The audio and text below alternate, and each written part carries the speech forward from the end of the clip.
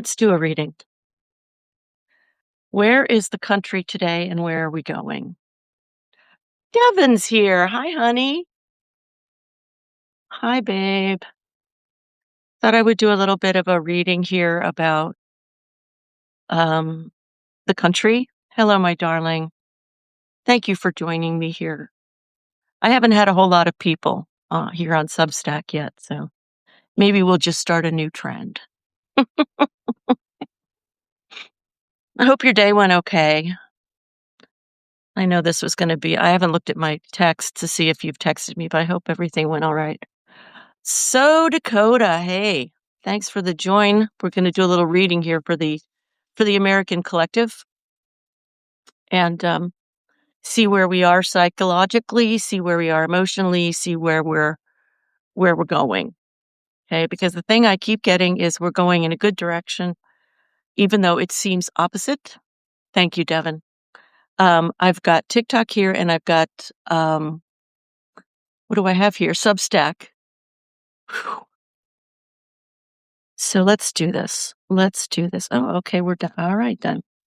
So here's where we are right now. That's interesting. This is the state that the country is in, and that's really interesting because that is not what I would expect, right? That is like we're tuned in. Or it can mean instead that we're getting a whole lot of downloads, and that would make sense. That would make a whole lot of sense because we really are getting so much energy coming in from astrologically. That's really good. You got so much done, Devin. That's so cool. And then the thing that is crossing us as a culture today is the Nine of Pentacles. We are reaching for better. We're really reaching for better, okay? For better in our lives, for better that's not just money, because Pentacles, it always seems like it's just about money, but it's not just about money. We're reaching for better in our lives, better relationships, better financial opportunities, better ways of living, right? Okay. And we're doing it together. We're starting to figure it out. Oh my God, we can do it together. What a concept, right? Sure, it's like driving me nuts here. So this is what the collective is doing. We're learning to do this stuff together. We're learning that we're not alone. This is the positive side of what's been happening, is that it has been showing us that in our consciousness, we've been learning, hey, we're all in this together. And that's such a brilliant, that there's a power in that a lot of people may not even understand. Underneath us is the Seven of Pentacles, and it was reversed. So there's this, it's still tough going, growing from inside ourselves. We have been told that we are alone, that we are not able to do things on our own, that we don't have any power. All of that is a lie. It is the biggest lie of all. The biggest truth of all is that you are limitless. You are incredible power, incredible. And when we come together, the power of that is you can't really count it because it's so big. It gets magnified. You know that thing in the Bible where it's like, if when two or more are gathered in my name? Well, that's not because, Jesus wants a fan club. It's because when you get focused on an energy collectively, that energy grows exponentially and suddenly you're making stuff happen. We're making stuff happen. Would you say, Devin? We need to go back to our roots as a society. Yes, we used to thrive in nature with our tribes. Exactly. And some people are able to go and live in a more natural setting and actually do that. But for the rest of us who can't or don't want to or whatever, whatever's happening in our lives currently, we really have to start to understand that. Oh, thank you for the heart, Sonny. And anybody, please share this out if you would. I would so appreciate it. We have to come into an understanding that we the people is not just a phrase. It's an action. It's a philosophy. It's a way of being. And I don't mean just like being on a certain day. It's like it's a way of orienting yourself to your world. You're really, really, really not alone. Honest to goodness, you're just not alone. Now, you can isolate yourselves, right? Like I've done it. You can isolate yourself. But I think what we're seeing from what happened in Minnesota, I think one of the things that this awakened people to is just how alone we're not, just how much we are connected. And I want that to continue because there is nothing better than being able to come together and talk and get to meet each other and not be afraid. I mean, amazing, amazing. Now, what is in our recent past as a collective? And this was it was in reverse, right? But this is a beautiful, beautiful empress. And yes, she is quite pregnant. So here's what in our recent past is like this sense of like trying to birth a new way of being. This like let and just like Devin said over here on my Substack, going back to being real, going back to being simple, going back to being um who you are and not feeling so defensive and defended against the whole world.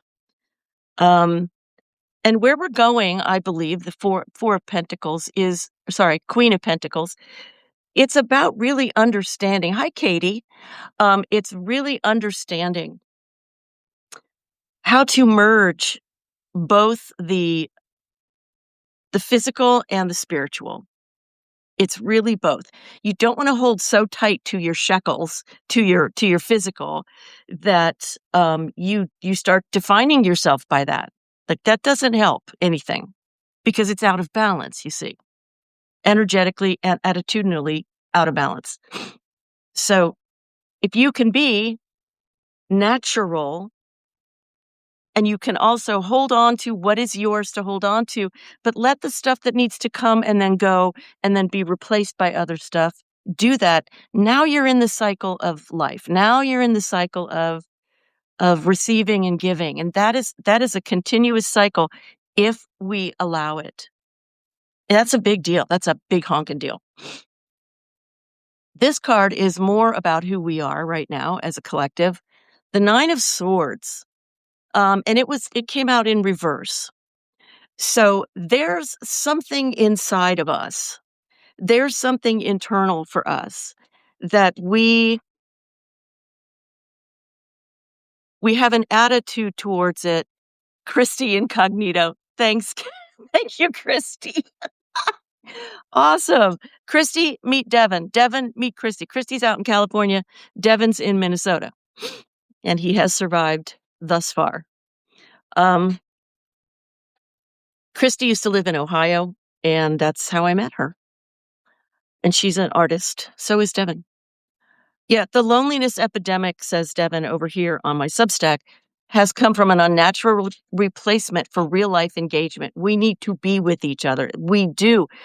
We need to share. I mean, there's nothing safer, honestly, than being on one of these kinds of channels and daring to say something, daring to meet each over here on Substack. I got two people going, hello, hello. That's all it takes. That's all it takes. It doesn't take a lot. It takes letting ourselves be a little less hung up on, I got to protect me in ways that are not necessary. Okay. Anyway, inside ourselves, what we're doing is we're plotting. We're trying to find the purchase on the moment. Like what's going on in the country is so completely fakakta. It's so completely nuts. It's so completely wrong that we're just trying to get a grip on what the hell is happening, right? And that's proving difficult. And the reason for it is not because we're going down the drain, you guys. We are absolutely moving through into a time of expansion and actual evolution. We're evolutionarily changing. Okay, you all know what evolution means, right? You know that evolution means that you go through a fundamental change. a complete transformation, right? You know this. So if I said to you, we're going through a literal transformation right now, can you tell me what we're transforming into? Is that not a badass question? Can you take your best guess? I mean, I have my theory on this, and it's echoed by a lot of people, but I'd love to hear what you think. What are we evolving into? As people who have been enculturated for 2,600 years to depend on our mind, on our practicality, and we've been told to avoid the feminine. Devin says higher dimensional beings.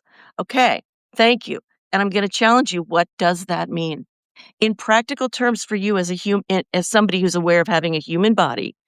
What does that mean for you? I'd love to know what that means. Isme, thank you so much for sharing. Please share this out, you guys. And thank you, thank you, thank you. So one person over here on Substack says we're going to be higher dimensional beings. That sounds nice, but what does it mean? Because one thing I have learned for sure in my life is that when it comes to spirituality, it has to be practical. It has to be useful. Otherwise, you're just doing religion with a different title. You're just doing more dogma. It's just under a spiritual title. If you're really, truly wanting to delve into your spiritual nature, you want this stuff to be real for you. You want it to touch you, to lift you, you need to feel it. The part that is void of ego. The problem with that phrase for me, my darling Christy, is we don't even know what the ego is. We don't even know. Okay, here's the situation that we're in. And I think that's self-explanatory.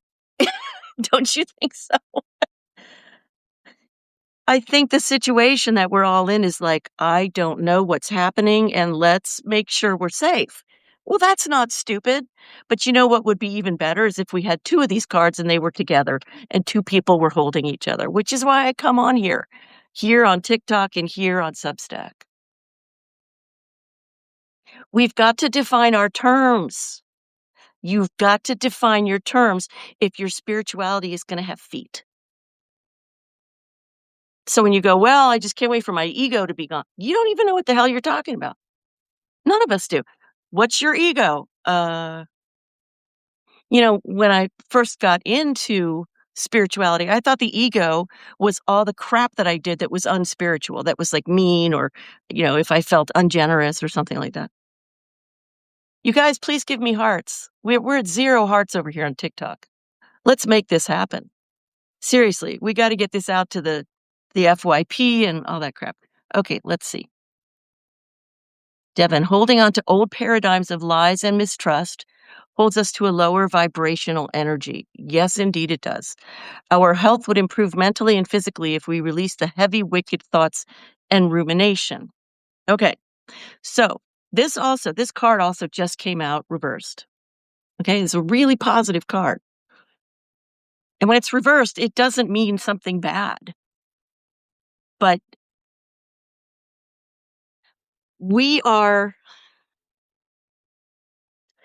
don't know what we're moving into. And so even while we're going, let's move forward, we're also going, but where are we going? Where are we going, Mom? What's happening? And I think it's very, very important to be really honest about where we are in the world and where we're going. And I think it's important for us to realize we're going together. It's the only way we're going to get there. It's not in a car. It's not in a train. It's not in a boat. It's not in a plane. It's together. Are we there yet? Devin says. We actually are, Devin. We actually are. That's the most interesting part about this time and about when you really understand, when you are really hungry to feel fulfilled and safe and like your spiritual connection has roots and legs, then you start to understand that you've got to practice something that Joel Goldsmith called practicing the presence. Practicing that that which is already you, which is mind-blowing. It's mind-blowing. Okay, let me give you the last card here for the entire reading for the collective, for our country, which is a damn interesting card. The Three of Cups. Is it soup yet? I think we are the soup. That's funny you should say that. This is where we are headed, you guys. This is who we are and where we are in this together. We're in this together. Okay? That's how we go. We don't go in any other way. There's my thought about what we are. No, it's also been my experience and my idea is what we're moving into, what we are becoming, what we are evolving into is we're evolving from consciousness that sees ourselves only as physical to seeing ourselves as energy first and physicality second. We are evolving into people who are becoming more sensitized, more sensitive. Yes, absolutely, Devin. Yeah, we are on our way there together. And it's the weirdest thing when you're talking about practicing the presence. You're talking about an understanding that the very idea that we are separate from that which we seek is a fallacy. And that the job is not to be good enough or healed enough that we can get that presence. That's not it because it's already here. It's already present. Yes, Devin says he felt an energy of union and love from this card. It's a beautiful card. Yeah, this is the deck, you guys. Light Seers Tarot, in case you want to get it for yourself. I don't know why on my laptop it shows everything backwards on TikTok, and over here on Substack it shows everything the right way around. Oh well, what are you going to do? Thank you for all the hearts, you guys. What's going on, man? We need hearts over here. I've got 0 hearts. You don't love me. So this is the state of what's happening. This is what's happening with our collective. And I kept thinking that months ago we were supposed to be through all this garbage in this country. I was like, aren't we done yet? And the problem is that we weren't destroyed enough yet.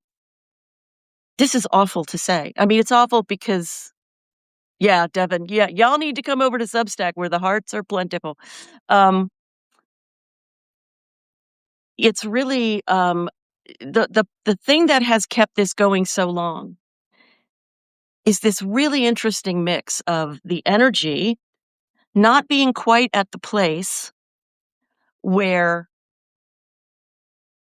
enough has broken down that we can't build it up the way it was before. We have to rebuild. We have to build in a way that is new, that is truly evolutionary. And we have not been connected enough. So in that way, if you want to see it this way, if you can bear to see it this way, the heartbreak of both Renee and Alex is that those tragedies, those unconscionable, horrific, unnecessary acts have started us into understanding that we are together. And that's, let me tell you, when I was in my 30s and I was having really depression and nervous breakdowns and stuff like that, and I went into group therapy, and there's been nothing in my life that's been as profound as group therapy because it wasn't about what's wrong with you. It was about these women who came together, 5 of us every week for 10 years. Was it 10? No, I'm lying. It was 6 years. Every single week. And we got to be real. We got to expose parts of our hearts and parts of our thoughts that we thought weren't allowed. And we got to be helped to accept that somebody else thought differently than us. And it was beautiful. And when we come together and we come together from a place of going, here's who I am. I'm going to stick with how I feel. I'm going to stick with who I am. and we come from there instead of consistently doing what we've been taught to do, which is like look outside of ourselves to find the answer, the teacher. Isn't that cool? So Devin over here on Substack is referencing the article, the blog post that I wrote today, published today. And I invited people to take a look at the different ways in which we are so much more powerful than we realize. And one of the ways I invited was simple math. Thank you for the reminder, Devin. I went and I looked up on Google, how many people are there? How many active politicians are there in Washington, D.C.? And the number was around 18,000. Okay, 18,000. Do you know how many people are in Ohio alone? One state out of the union, one state, almost 12 million. So when you take a look at a place like Minnesota, sorry. And Minnesota has something like almost 7 million people. That's just 2 states in the union, and you see what's happened with Minnesota. They got that Nazi cow, that bovine misery who liked to cosplay Nazi stuff. They got him out. He's bye-bye, see ya. This is the power of the people. We've got to absolutely stop taking ourselves into places of like, oh, I can't be seen. I'm not perfect enough. You are absolutely fine. If you want some reassurance, please understand everybody's screwed up. Oh no, that person looks like they've got it all together. No, they don't. No, they don't. They might look really good, but they don't. Okay, how about Kristi Noem?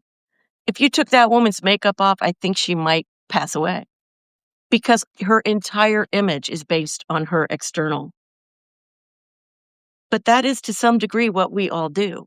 And when we stop that, when we start going, I need to base it on me, then we're cooking with gas. But the question is, can we define our terms? How do you base it on yourself? If you feel like, I don't know who I am, how do you base it on yourself? And so I'm going to tell you the open doorway always is how you feel. She's a bird-legged bitch. She is one messed up girl. That is for certain. How do you get to know you? You go into spirituality and like know yourself, know thyself. You're like, how the hell do I do that? Like, I don't know what that means. Again, it's defining terms. This is what I've done throughout the last 30, 40 years of my life is like holding the definitions of things feet to the fire. Because if it's dross, it'll burn off and I won't be able to use it. If it is steel, it just gets tempered and I can use it. I can live from it. I'm strengthened and I'm lifted. And that's what we want. We don't want another piece of dogma that's going to lead us down the garden path to, here, let me feel better for a second. We want to be strong always, don't we? I mean, what would you like?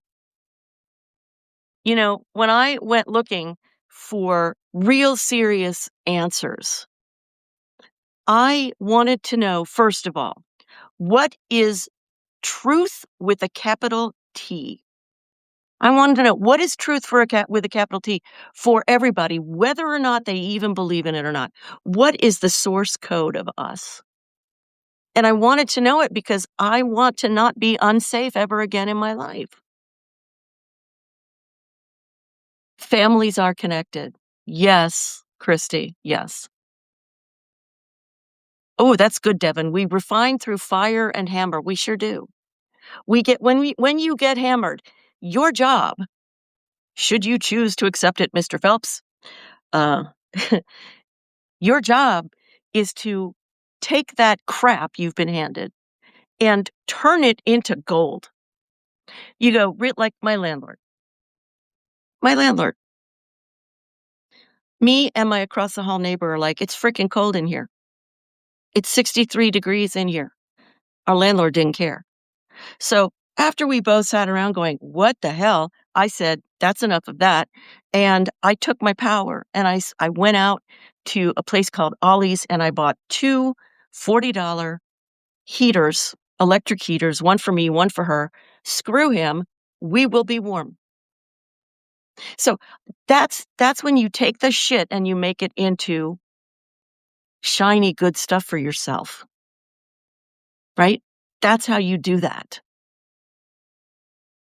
That's how you take the garbage and you because now what's going to happen, now what's happening is as I continue to strengthen, as I continue to become empowered in knowing I can do anything, I can face anything and make something helpful out of it, and I haven't died yet, then I begin to up level my energy. And I start to move out of situations that no longer serve me and into situations that I can see and nurture that do serve me. And that's what you can do. If we stop believing this thing we've been raised with that says we cannot. We've been raised to believe that we're powerless. God dang it. We've been raised to believe that we have to wait for the person in charge to tell us what to do. We've been raised to believe, listen to mommy, listen to daddy, listen to the teacher, listen to the priest, listen to the rabbi, but don't ever freaking listen to yourself. That's garbage. Who else is there with you when it's 2 o'clock in the morning and it's you and you can't sleep because you're worried? Who is it? It's you. There's nobody else lying there with you, or if there is, they're probably sleeping. You are there with you. And the way to start to understand yourself is how the hell do you feel? Seem too easy? Does that seem too easy? Or does that seem too simple and like, what good does that do? Because that's what I thought. I thought, what good does it do to know how I feel? Well, here's what it does. When you ask yourself, okay, this is how I feel, whatever that thing is, you then invite yourself to have the power of choice. Do I like this way that I'm feeling? Or is there something else I would like to include? Is there something else I would rather feel? Is there something about this that really doesn't seem quite like the truth of me? Oh, I've got 71 hearts. Thank you, guys. Now we're on it. I appreciate it, Wise Virgin. Thank you for the like. Please share this out if you can. Please share this out. That'd be awesome. So the first thing that you have to do is you have to gift yourself the power of choice. Because we talk about it. We've got the power of choice. Well, I'll tell you, as a good depressive, which I was for a long, long time, I didn't think I had choice. I'd laugh in your damn face. What choice? Thank you, Wise Virgin. Thank you for sharing it. Yeah, people say, you've got the power of choice. I'd say, I don't have any fucking choice. I'm just depressed. And so what I'm telling you is this is one way, a very powerful way, as far as I'm concerned, that we can actually start to marry our so-called real life with our real energy. And that is to notice how the hell you're feeling. Okay, so tonight I am feeling really a mix of excitement and sadness. That's what I'm feeling tonight. And that's okay for now. Like, I'm okay with that. My choice is to wait until later when I get off the live and to just go, and I might be jumping the TikTok ship, I don't know. It seems to be doing all kinds of weird things, and I'm hearing from somebody else who's more of an influencer than me that there are things going on that are revealing that the people who are now in charge of this are crappy. But we knew that. Are, yeah, so I don't know. Not right now, I'm not, but I just want people to know that I'm also on Substack because I'm on both right now. Here I am on Substack over here and TikTok here. The California governor was notified? Really?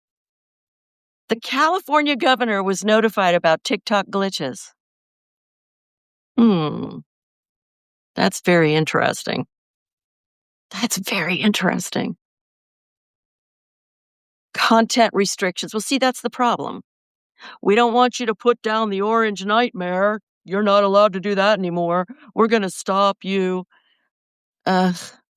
So is that the deal? Do I have this right, guys, that this is all about we're not supposed to be, liberal, we're not supposed to give a shit about other people, we're not supposed to, um is that what's happening? Because that's what I'm getting from all this. Wow. So, Devin over here on Substack is talking about something that another thing that we say a lot that we don't really define. I just love defining terms because when we define them, we realize if they're holding us up or if we need more definition, we need more context, we need more strength. Yeah, someone is definitely monitoring. It's mostly anti Palestinian. Really? Oh, for heaven's sake. Really? Anti MAGA content was oddly restricted. Yeah. It's not really in my DNA to hold back. TT quickly fixed it. Really? That's news to me. They don't want to talk about genocide, huh? That's too bad because it happens. It exists. Anyway. Ugh, but they got rid of that horrific bovine Nazi man. That's very satisfying. That is so satisfying. Okay. So here we are in these human bodies. We're like, I'm a spiritual person, but the spirituality is not freaking helping me. Is that fair? Like, I keep working at it. I keep working at it because I'm not a religious person anymore, but it's not making it happen. I don't know what to do. It's not happening. The internet should come with a disclaimer, right? So why isn't it working? And what would it look like if it worked? If spirituality really worked, then the utilization of it, the application of it, would make a difference in how I feel. It would make a difference in the opportunities and situations around me.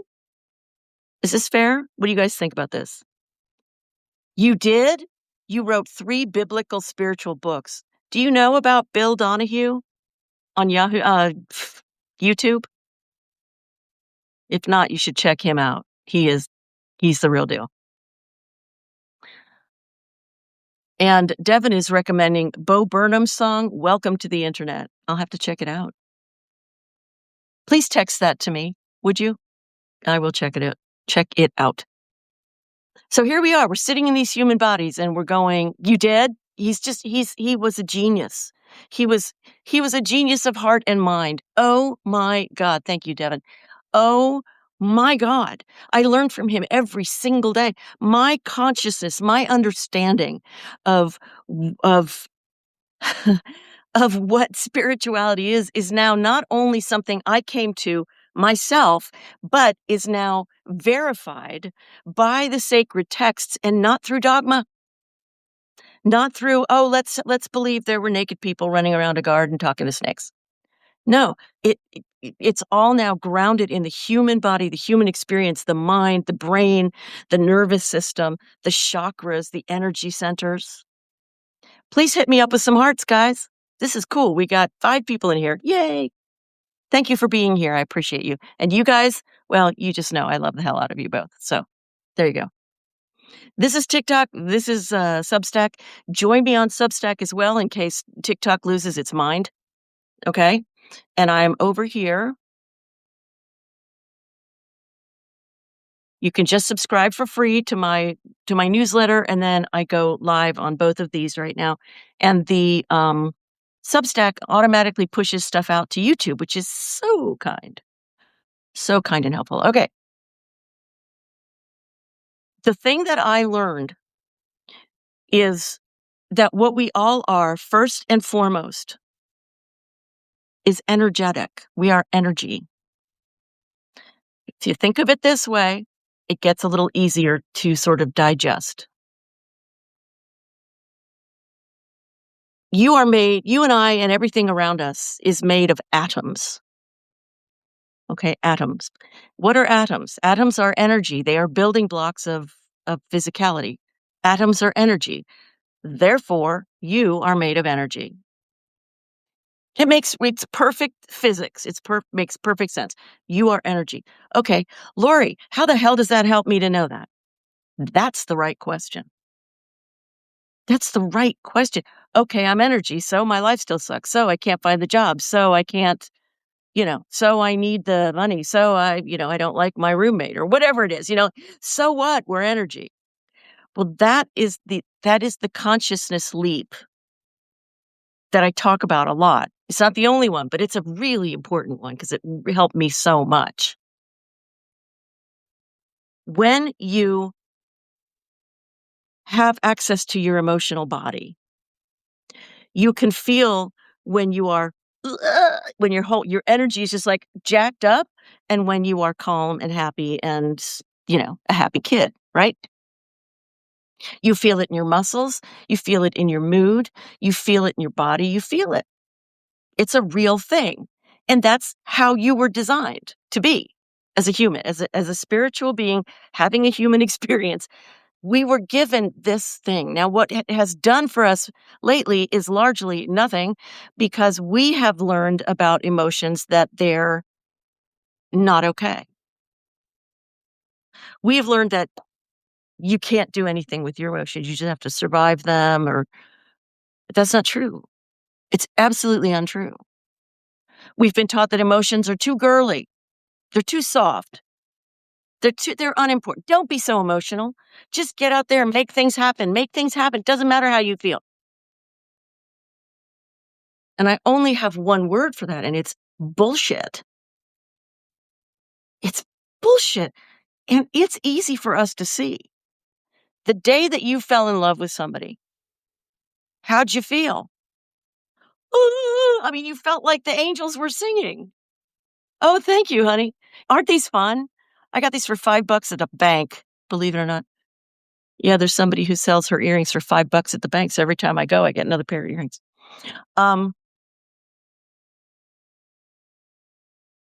When you feel what you feel, you do better or you do worse, right? I mean, if you go to work and you feel like crap, are you going to go and have like the best day ever? Well, you might end up switching, but wouldn't it be better if you could actually have a little bit of control in there? Wouldn't that be nice? What if I could wake up feeling like a piece of shit and then I go, wait a second, I can actually shift this just by 1%. I can shift that by this much. And that has opened everything I expect by this much. And do you know how much energy that is pure positive energy you just made room for? And do you know what pure positive energy is? 10,000 times stronger than any negative thing you feel. 10,000 times stronger. I'm not even kidding. It's the truth. It's just the craziest thing. How can I say that? How can I say that? You're like, what are you talking about? Devin says, I do this thing in the morning where I immediately shift to gratitude. Wake up and go, woohoo! Throw your hands up in victory. That's really gorgeous. If you can do that and feel that in that moment and understand you're not pretending, you are experiencing something in the present that reflects your true reality. Excuse me, your true being. If you understand that it's an energetic, like if somebody had told me that, Devin, if somebody had said to me, first thing in the morning, be in gratitude and throw your hands, I would have said I would have given them a finger. And I would have said, "Yeah, you're delusional. Go cheer for yourself." When I was depressed because I did not know. I did not believe that I could rehearse another emotion, that I could feel another emotion, and that the vibration of it in that moment was literally having a positive impact on my brain, on my nervous system, and that it was literally ushering out some of the darkness. I didn't know that. So that was the thing that allowed me to understand and make real what I'm telling you. The question for you is, what will make this real for you? What will give you an actual experience of knowing that you have the power that your mind knows you have, but you may not have experienced? Or you may have experienced it by happenstance, but you'd really like to experience it intentionally, not forcefully, not like let me wrestle God to the ground and, beat him to death until he gives me what I want. It's not that kind of thing. It's actually quite the opposite. It's really the opposite. I love Joel Goldsmith. If you haven't discovered Joel Goldsmith, I highly recommend that you look him up and you do some reading. He passed away in the 60s, in the 1960s. Um, he was born Jewish. He became Christian Scientist. Then he became something else. And then he started something called the Infinite Way. And his understanding is very, very unyielding and based in absolute energetic truth that God is all there is. Yeah, I know. I hear it all the time. You don't know. If you can glibly say, I know, I've heard it, then it's your mind that has it, but your experience that doesn't. And that goes for like most of us, all of us. At some point, we're like, God, what the hell's going on? How do I make this spiritual stuff? Yes, Joel Goldsmith. How the hell do I make this stuff real? How do I make the things that I say I believe in work for me? That's the question you want to ask. That's the that's the gold standard. That's what takes you from being the spirit having a human experience who doesn't realize it's spirit, doesn't realize its own identity. Make real, doesn't realize. We want to realize this stuff, right? Right? This is graduate school level stuff. This is graduate level spiritual school stuff. But we're out of time. Do you know what I mean? Like we've already done all that we can do with the physical body. And then we hear about things like energy healing um sudden remissions and spiritual healing. It comes really from a shift in consciousness. That's where it comes from, is a shift in consciousness. So Lori, can I go out and buy a pill that'll give me a consciousness shift? You don't need a pill. You need an understanding of what the world is made of. It's made of energy. Spirit is pneuma, meaning breath. Demon, angel, man, or God. Can you tell me more about that, wise virgin? I don't know why the demon, angel, man, or God. I'm not understanding that. Spirit is personality. I don't think so. I mean, I am fine with anything that anybody believes. Like, I don't need to argue with you. I don't need you to agree with me. I don't need you to even see things my way. This is a place for conversation. But I don't think spirit is personality. I don't think it's devoid. I don't think it's outside of personality, but I don't think that's its nature. The nature of spirit is energy. It's physics.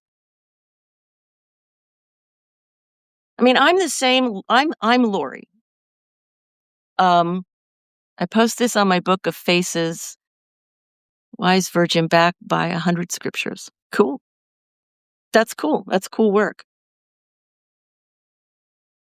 Um, it's really it's time to explore together, right? It's time to go, "Here's what I've been looking at. Oh, really? Here's what I've been looking at. Here's what's working for me." But the thing I have to tell you is that if you cannot make this stuff be helpful to your day-to-day mode of feeling, to the quality of your life, what the hell good is it? If it's not moving you in that direction, if it's not your intention to make your life one of quality, what the hell are we doing, right? What the hell are we doing? Well, I wanna live by the rules so I can be free when I die. Please. Who is it who wrote I think it was Kabir, the, like, 14th century poet who wrote something like, "Don't think that if you, um, don't break the chains of your mind's, locked nature, don't think if you don't do that while you're alive that ghosts will do it after. They won't. We're here to do this work." But you know what? It's like this to me. It's like, if you can do that shit here on one of the most difficult, demanding planets, when you are with all of the stuff that goes on in our bodies and our minds and our world, if you can do it here, son of a gun, you are gonna be like this massive teacher forever. Like, you probably already are. And then you're expanding so much that we are, oh my God, gets me pretty excited. And I've been told that, I watch a lot of YouTube. And one of the things that people say on YouTube, the people who are readers, who are astrologers, who are tarot readers, and they all talk about that there are so many um, alien life forces who are like gathered around the earth watching us now because this is our time of evolution. They are our relatives and they're waiting for us to open our minds. They're waiting for us to go, everything that we've already tried has already not worked. We're ready to open to possibilities. That's all we're being asked to do. Just open to some possibilities. And don't keep telling yourself that life has to be like you were told it was supposed to be, however many freaking years ago. What am I looking for? I'm looking for something to drink. It's right here. Hold on a second, you guys.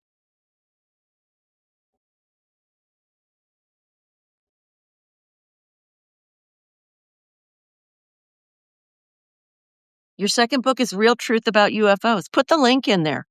That's cool. Christy says, ability to let go of the known in the moment of wanting more, lose the idea of who I am, to join the pure nature of MNO. I don't know what that means. Um, Words or needs. When someone dies, that is holding a label. My friend, my lover, my mother, my father, etc. The label of ID is no longer filled in the outside world. I will need to sit on the void of knowing really who I am. Sorry, knowing really who I am not. And therefore, what will I really be known as or connecting my identity to? So this is where your emotion becomes absolutely something that is incredible because it's your sonar. It's your sonar. Like, am I headed in a direction that is helping me? Am I feeling better or am I feeling worse? If you're feeling worse, then you get to course correct in that moment. Like, you're sitting there thinking something and it's making you feel crappy. And so you go, well, that isn't helping. And maybe for the first time in your life, you go, my God, I've got control over this. Like, I can actually shift my quality of life. When you shift how you feel, excuse me, you are literally transforming yourself.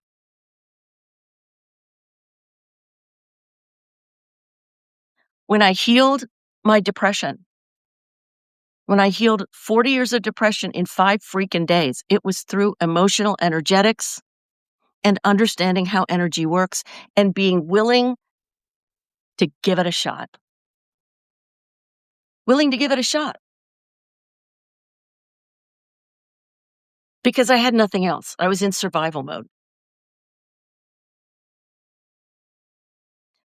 Devin says, we have to learn there's no difference between the mind and body. Our thoughts affect the physical world. If we can control the mind, the body responds and changes to physical matter. We're creating with thought alone. Do you guys know the teacher Mike Dooley? Because his whole thing is thoughts become things, and he always does it this way. Thoughts become things.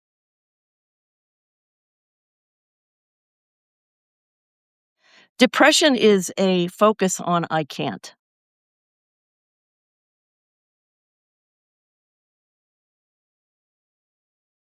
That's depression to my way of thinking is just it's a setting in the brain that says I can't. I am powerless. And when you can overcome that, which I did, then suddenly the world opens to you. You spelled it perfectly, Devin. Yep. You will love Mike Dooley. And he has a lot of stuff. Like he has a lot of workshops and things out there, and he makes them so affordable. Like some of them he'll do, we're going to charge 27, 37, or 47, pick your price. And he's just a lovely, lovely man. I think you'd really vibe with him. He's a very sensitive, very honest and heartful and fun guy. He's just really cool. Cool dude. Yeah, anxiety is clutter for sure. Good God. Insane. There's so much information out there, you guys. And I really do feel, and they've been saying on YouTube that Purple Witch is here. Hi, Shelly. Hey, girl. Um, what they've been saying is that the energy that is hitting us at this time, the evolution that's happening at this time, is that we are literally becoming more energy than matter. Our bodies are literally transforming into more energy. We're becoming lighter vibrationally. Now, that's fascinating to me. That's fascinating to me. And you know what's especially fascinating is that around that is the other thing people have been saying is that people who are sensitive are going to be suddenly having more. Hi, finest. Hi, baby. They are going to be getting more of the clairs, clairvoyance, clairsentience, whatever. Whose name did you miss? That was Mike Dooley. Mike Dooley is who I was talking about. Yeah, I took the training. I became an infinite possibilities coach a couple years back. Got it. Okay, good. Yeah, he's just a lovely man. My work for my money goes deeper, but that man has got it going on. And I think he knows so much that he doesn't even get to share the half of it, honestly.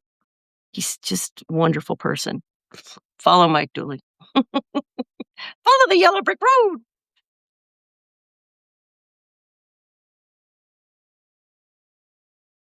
It's rare to find men in the public eye who are sort of the leader types who are not also assholes. Let's be honest. That, hi, I know everything and therefore you know. No, that's not Mike. Not at all. So anyway, what I was saying, people on YouTube have been talking about that people who are already sensitive are going to be getting more sort of gifts, more spiritual gifts. All right, please share this out for me, guys. I'd appreciate it. Oh, and thank you for the hearts. Let's see what's going on over here. Devin says, I learned how to make my heart resonate at 0.1 hertz through breathing today. You realized you breathe way too much? What does that mean? Breathwork can teach you the depth of the amazing body we reside in. I got down to 1 breath per minute. Boy! Do you know the one time I did that? This was crazy. I was in this workshop at the Oakland Center for Spiritual Living in California some years ago. And somebody came in who did a lot of rebirthing work. And so they were having us breathe, like just really deeply for a long time. And then after maybe it was an hour, it was a really long time. And they said, okay, stop, just stop. After your next out breath, just don't take another breath in. And I didn't have to take another breath in for minutes and minutes and minutes on end. It was amazing. I mean, like a long time. And I was going, what is happening here? But I think that's how the great beings are able to not take so much. They don't really need that much oxygen. They are oxygen. It's the great. I think we're heading into understanding this experientially. Getting down to 1 breath per minute is a good example. It's pretty interesting. Oh my God. So here's what's interesting to me also. I started doing readings for people on TikTok here. And I am able to feel into them, even though I don't know them. I can't see them. But when I'm reading for someone, I can actually feel into them. That's an extension of what I've been able to do. Okay. Like what I've been able to do for a very long time is be able to hear where you are, like over the phone. When I was doing sales, when I was taking phone calls in from all over the country for Macy's, I could tell how you felt before you even said hi. And then the person would speak, and then I would get the confirmation. It would be like a New Yorker. This is what I need. I can't wait any longer. Where again? You can find me the dress or what? What are you going to do? You going to make this work or what? And so I would change my energy, my speed to match them. Go, hey, how are you? This is Lori. I'll be glad to help you. Yeah, what you need? What you got? Or it would be an old man from the South who would talk really slowly. And I could feel that he was disconnected. He didn't want to be calling that big old New York place. He wasn't talking to New York. He didn't know that. And then I would slow down my speech and I would slow down my nervous system to talk to him. And I would take control of the conversation. It's when when you can feel who other people are, because you know how you feel, then you've got something that I call emotional linguistics. I created that phrase, God save the mark. Emotional linguistics is when you can feel where somebody else is emotionally in the moment that you're with them. And you can make room for them to feel that way. You don't need to dominate the damn conversation. You don't need to be in control of them, but you can be holding your idea of, oh my God, what if we could sit here in mutual understanding? Can I maybe just open? Can I maybe just open the bridge? Then you've got something that works in your relationships. You've got something that works in your life every single day as you go out into the world. You can get people on your side. You can go into interviews and you can create that compassion. Devin, exactly. You allow yourself to be there with them on an energetic level. It's exactly right. And physically, do you know what happens for us humans? What's the word? We align, our nervous systems align when we communicate. They actually align. So like if somebody is very, very strong within themselves, they know how they feel, they know who they are, they're not thrown off by other people's feelings, and they're like, I'm still just right here. That other person is going to their wackadoo system, which is firing off in all directions, is going to start to calm down, to resonate with that stronger energy, that higher energy. And that is why when you get somebody like an Amachi, the hugging saint, when you go to see her and you just get to the damn parking lot and you can feel her. You suddenly start to there's an energy. Oh my God, something's happening.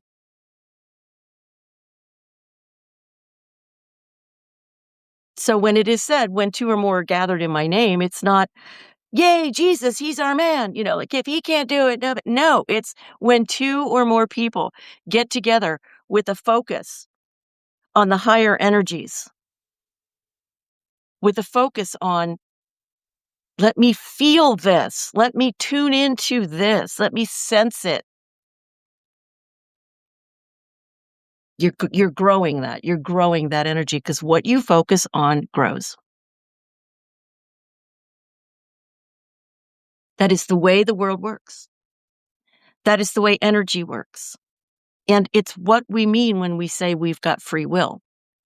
So we can make ourselves miserable for 40 years like I did by staying focused on the depression and on the I can't until I did. And now I can. Any freaking thing. Now, it doesn't mean that I'm going to be able to snap my fingers and I'm going to go, boom, I've got a house. I mean, the point is to live through this experience of being the energy of the divine. Thank you, Christy. Amen, indeed. You are that which is. You are made.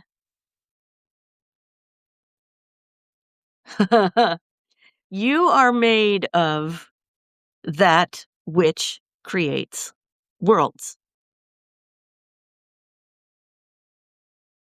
If you think of that literally, practically, your mind should have exploded. I'm sorry, what now? I'm made of what now? Oh, thank you so much, Shelley. You are made of the energy which creates worlds. Yes, breath is spirit. Okay, so let's define some terms here. If you take it as a thought for a second.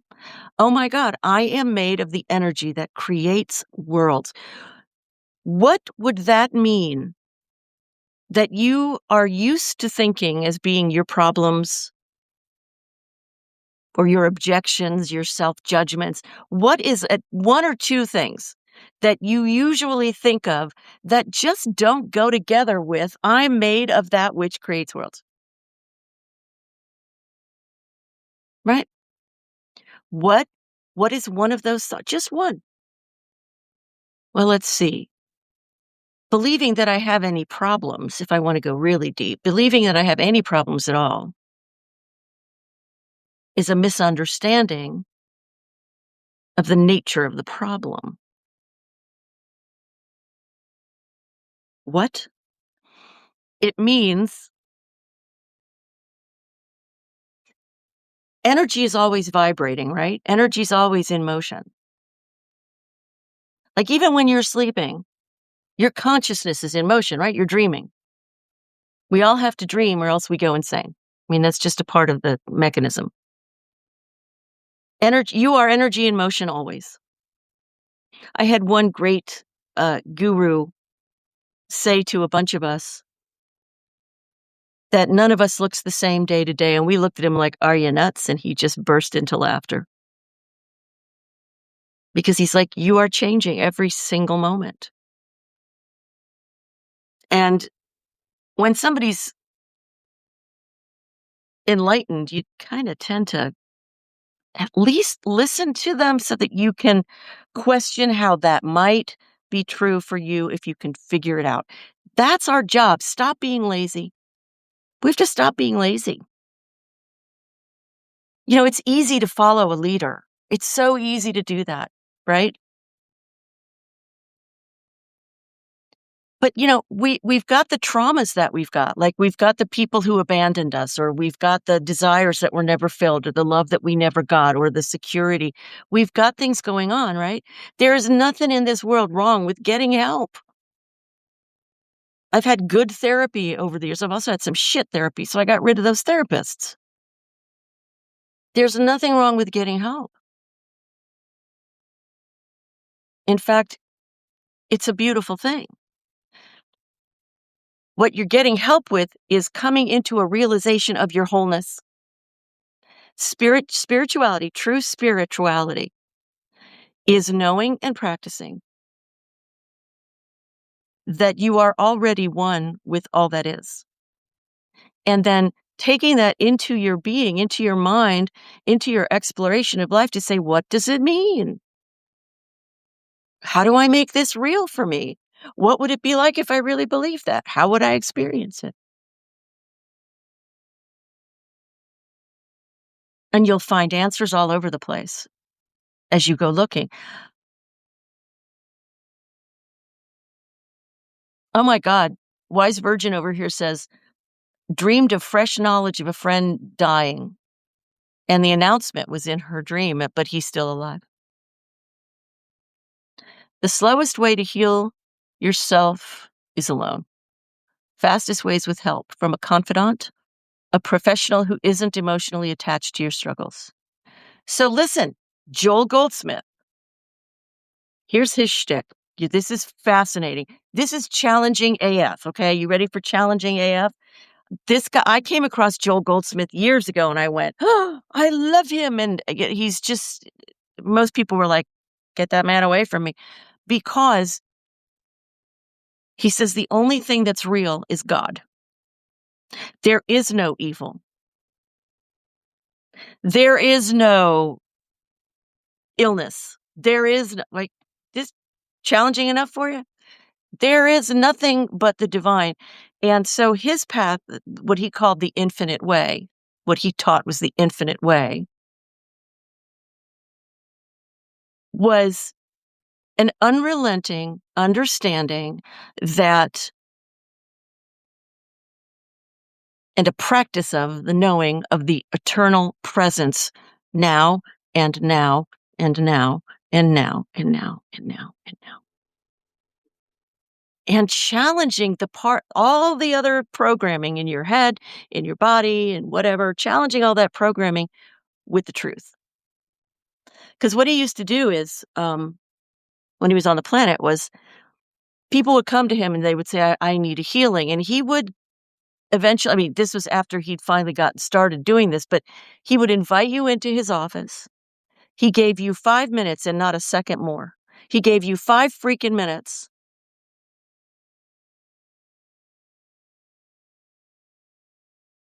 to tell him your story, tell him your sad story. And he said, because really, I don't care. Because to him, none of that stuff is real and you're holding on to ghosts.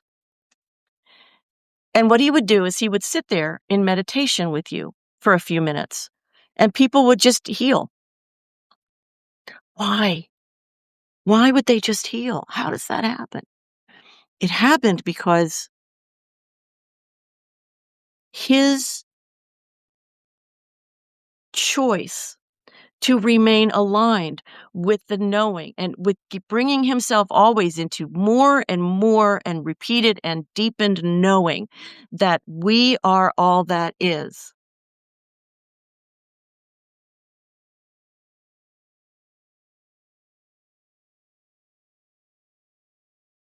His was the stronger nervous system, and people would resonate with it and they would heal. Devin, Devin says, I heard someone say we entertain the negativity. That is what I did with the depression. Because we haven't been told that there's another way. We haven't been told that our energy and our emotion is worth paying attention to, that there's a goldmine of information and freedom there.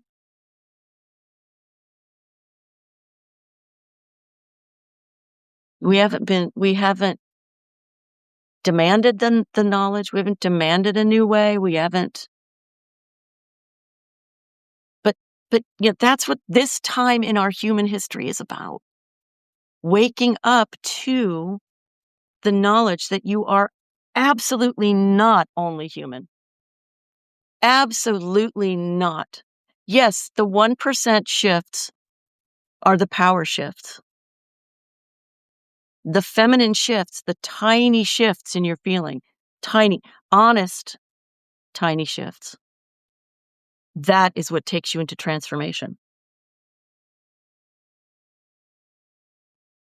And if you don't know what I'm talking about, ask. I mean, like, this is a place to converse. This is a place to ask. This is a place to go, I don't know what you're talking about. Or, you know, hi, Mia, honey, how are you?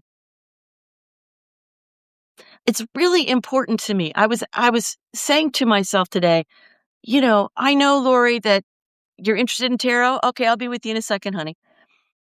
I I was like, I know that I have a lot to teach, but what is the most important thing for me in this moment, in this time in my life? I realized that it really is that you're so welcome, Mia, that it is understanding the oneness of the human and the spiritual. How do you live your spirituality? Not just mentalize it, not just do what religion has done, which is sell us a pile of crap and go, here, believe in this, just because we decided that the Bible was going to mean this when it really didn't. If you read it symbolically, it's a whole different game. It's about you, your mind, your nervous system, your heart, um, upper consciousness, and where you find God. It's an instruction. The Bible's an instruction manual to your own body and consciousness and rising. It's the most exciting thing ever. It's the most exciting thing ever.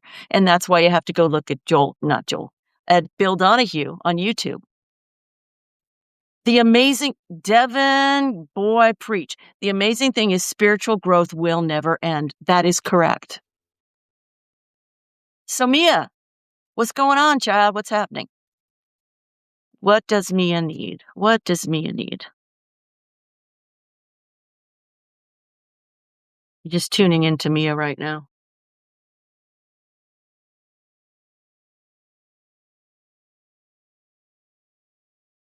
Mia, you tell me if I'm right about this or if I'm way off base.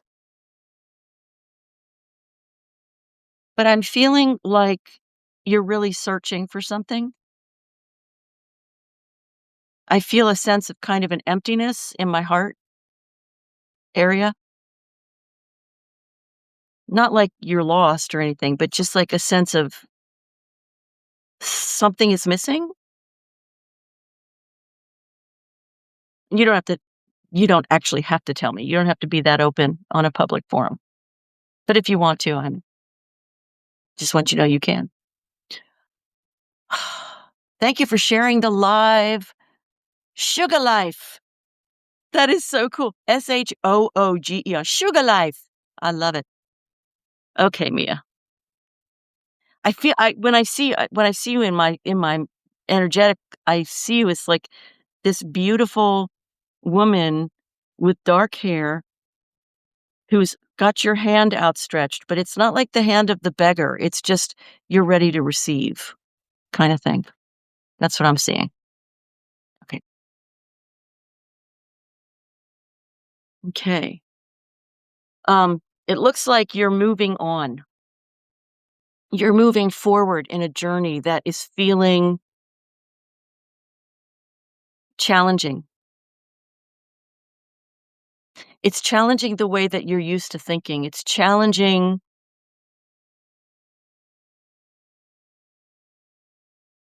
That may be the lost feeling. It's challenging a sense of stability that you usually have, and right now you're not feeling that stability in the same way.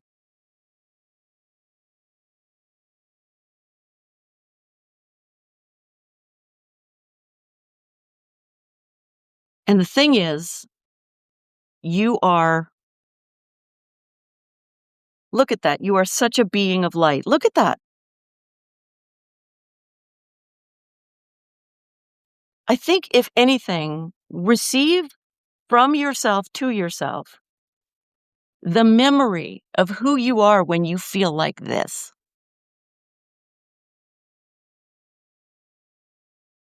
Enthusiastic. Just like, fuck it. Here's who I am. Right? Like, this is how it feels when I feel incredibly fantastic. That's your real identity.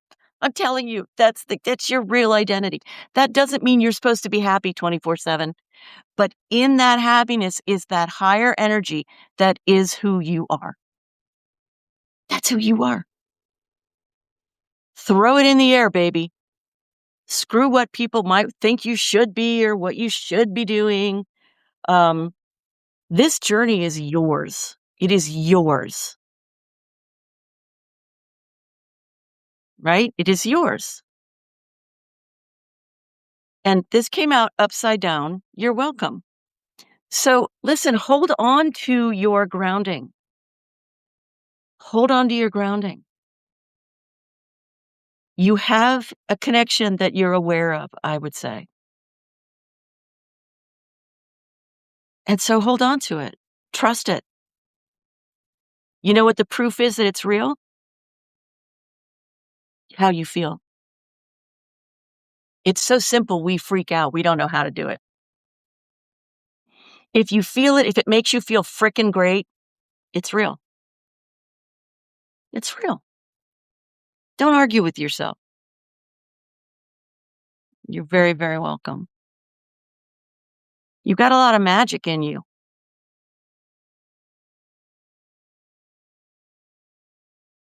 Anybody else wanting a reading well, I've got these cards in my hand. What just came out? 5 of Wands. Look at us all building together.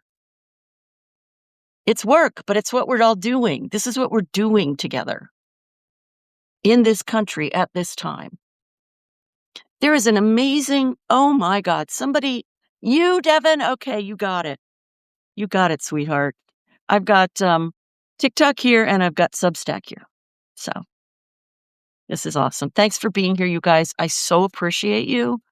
Because to me, this is like connecting with you. There's nothing better than connection. There's really nothing better. It confirms that you're alive, right? Like it gives you a sense of, oh, somebody sees it, like I'm here. And it gives you that sense of being of service because whatever it is you say, whatever it is you share,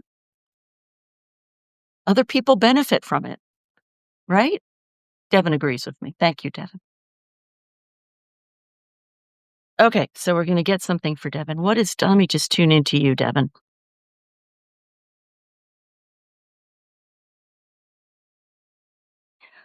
I get an image of you just standing like you are stoic.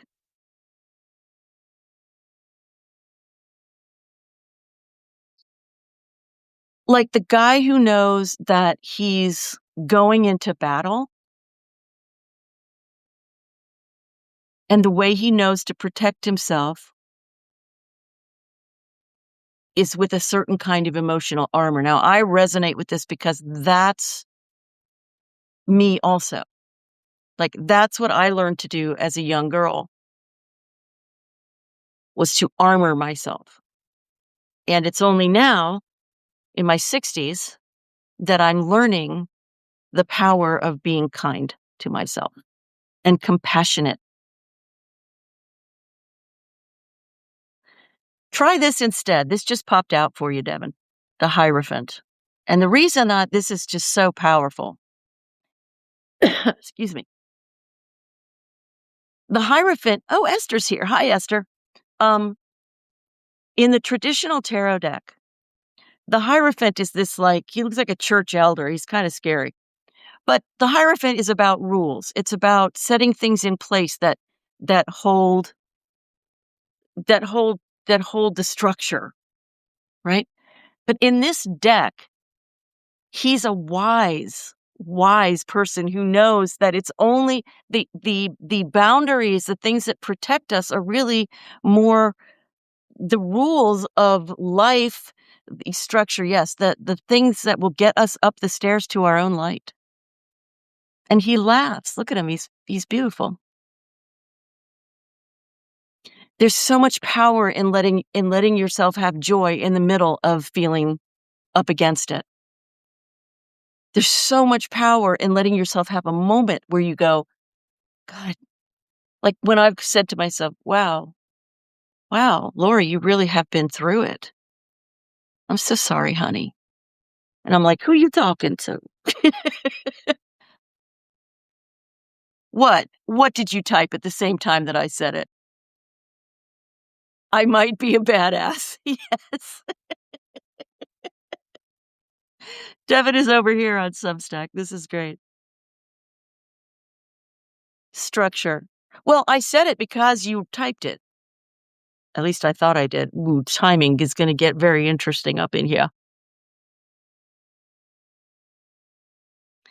So let me pull another card for you, babe. Hold on.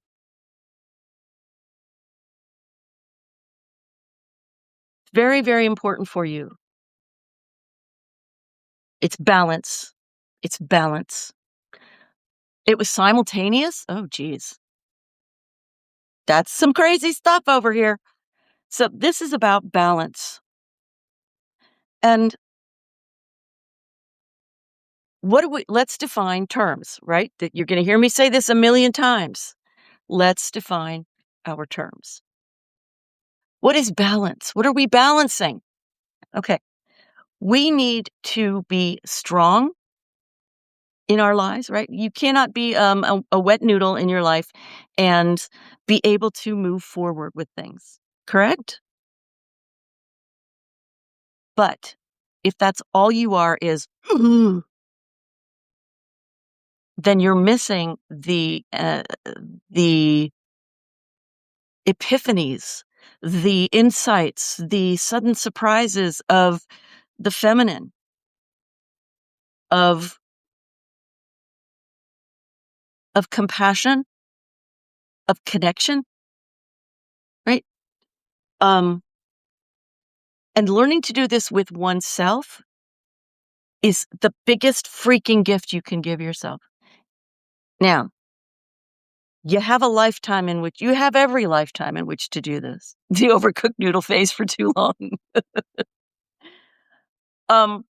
What happens for us is that we get set into a certain mode. Our emotional set points, they're called, are where we feel comfortable. They're familiar. We grew up in a certain set of circumstances. We had reactions to those circumstances, and we set our emotional set points to a place, to a temperature that we could survive in. And it may not have been particularly healthy. So the spiritual path is, here's how you feel. Here's your emotional set point. Here's what's up in any moment. But wait, there's more. It's like, what else is here? What else can I just, what's the word?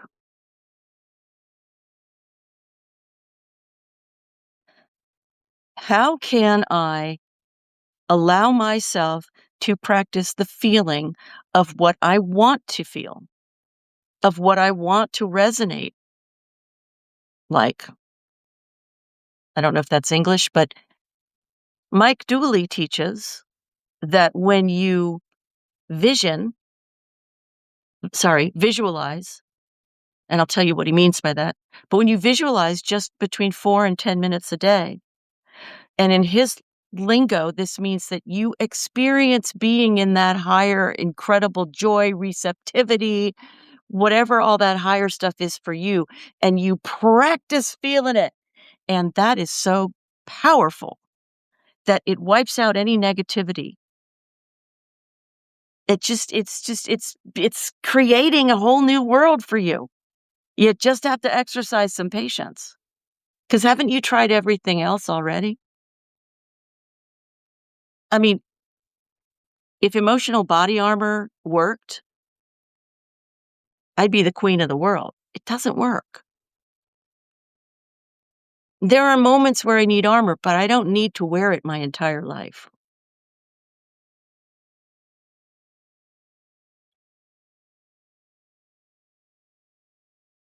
That's why meditation is powerful. It's why self-inquiry is powerful. There's, what is his name? Oh, beloved Swami, what is his name? Thank you. Ramana Maharshi. Beautiful man. Oh my God, Ramana Maharshi. Um, Here, let me try writing that over here. Ra ma na Maharshi. Okay, that's right. Okay. Ramana was an Indian kid brought up in the Brahmin status of the world, which is like educated, high, that kind of stuff. Like as far from the untouchables of India as you can get. And one day he was in his room. He went to school like all kids went to school, and he suddenly had this thought, this feeling come over him that he was going to die. And instead of freaking out, instead of resisting, he did something that is transformational. And he laid down as if he were dead. And the question he asked himself was, who dies? Who am I? Who is this I that dies?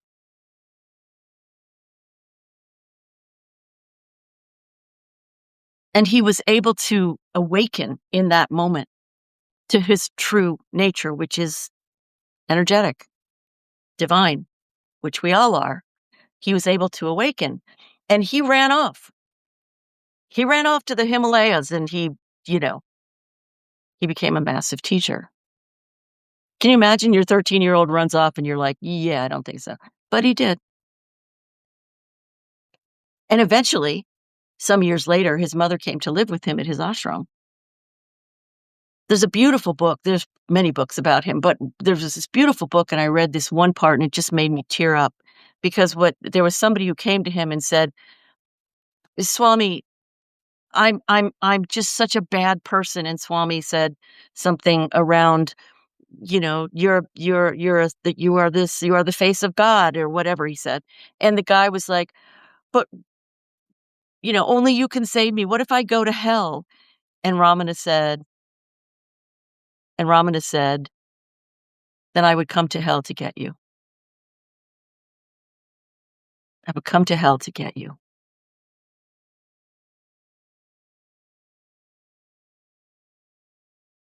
Absolutely beautiful. So, what do we have to do to make this spiritual stuff real? What do you have to do? It's about understanding that you are right in this very moment, and everybody in every single moment, our true identity is that energy that we call God. And it's not about, are you a good person or a bad person? Because God is as much, God help us, the orange menace as he is us. We are all made of the same stuff.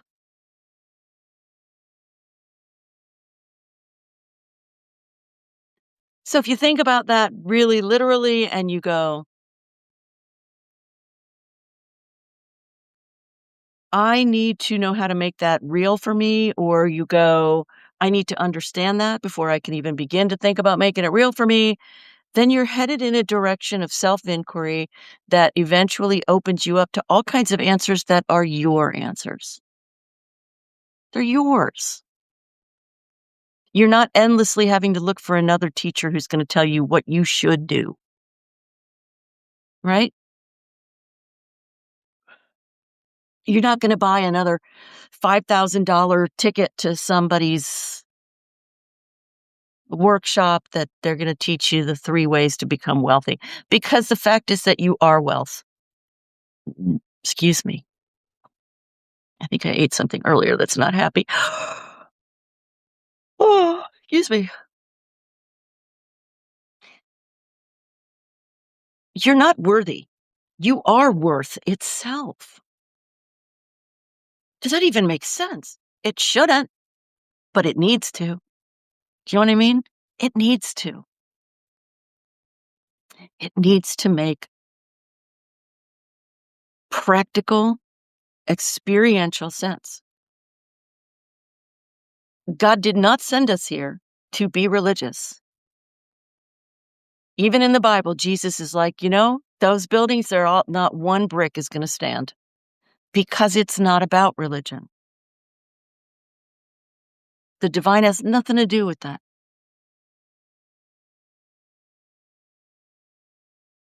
It's about you. Like at this moment, my heart kind of hurts a little bit.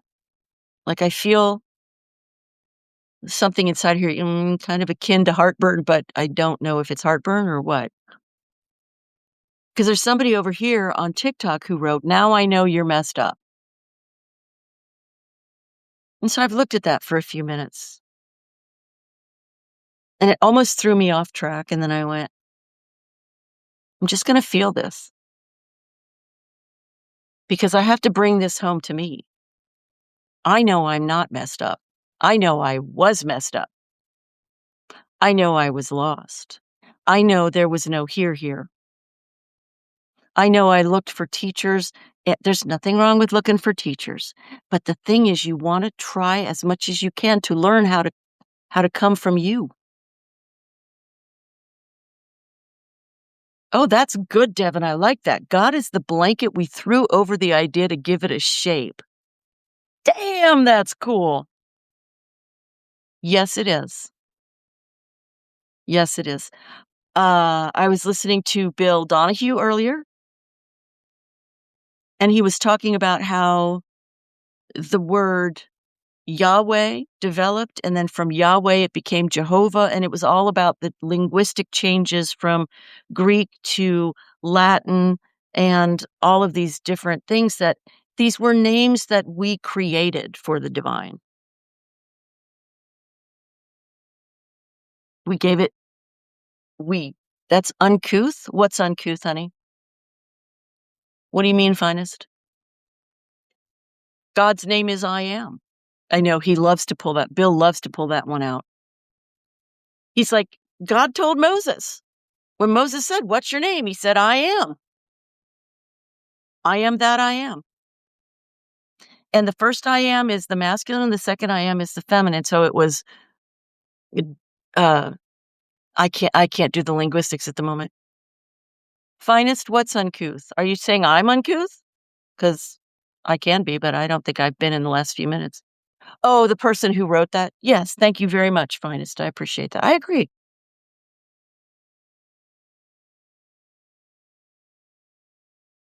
It's easy to throw stones from afar, but I am standing in non-resistance and in knowing that I'm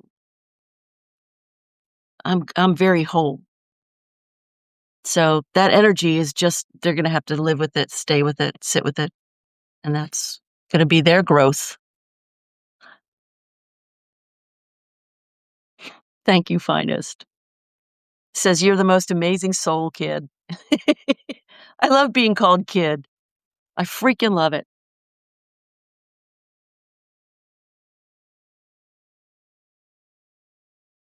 Yeah, Bill Donahue likes to pull that out. He likes to go, okay, so like, who's the president? And at the time it was, name a president who's not the one we have now. And so if you say, who's that president? They go, Jimmy Carter. And who is the pitcher for whatever baseball team? Like Darryl Strawberry. And who is God? I am. Oh, how could you think you're God? How could you not know that you are? Nobody said that you were in charge of the universe. If you are, give me a call. I have some requests. But honestly, this is not how it works. That's the whole religious bullshit tale, is that there's some judgment. There is no judgment. Finest just wrote, "I felt lost for years till I came across you." Oh my god, I am so seriously honored. I'm so seriously honored, Finest. Good lord. Wow. Wow.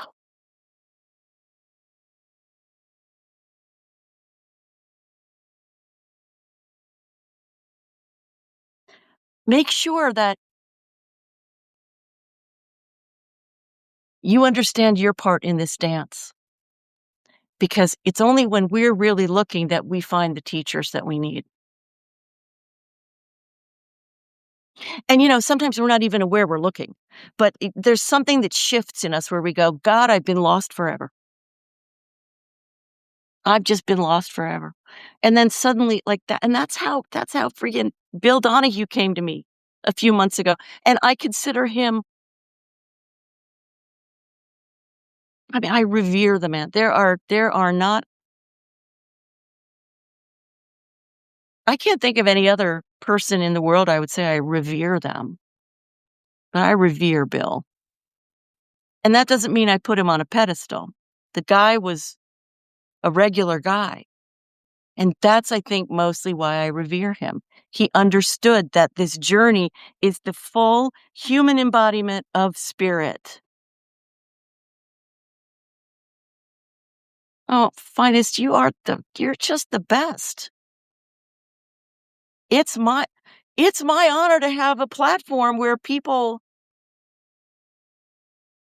care about each other and want to rise and want to hear the things that I'm sharing that means absolutely everything to me. Absolutely everything. You guys, I tried for 20 years to figure out how I could do my own business and what I could be offering, and I couldn't figure it out because I have so many different aspects to what I learn consistently and what I teach and what I'm interested in. And so I decided, I'm 20 years is enough. I can't figure it out. I'm just going to let myself go live on TikTok and then over here on Substack. And I'm just going to be. And this is very, very much in line with Joel Goldsmith.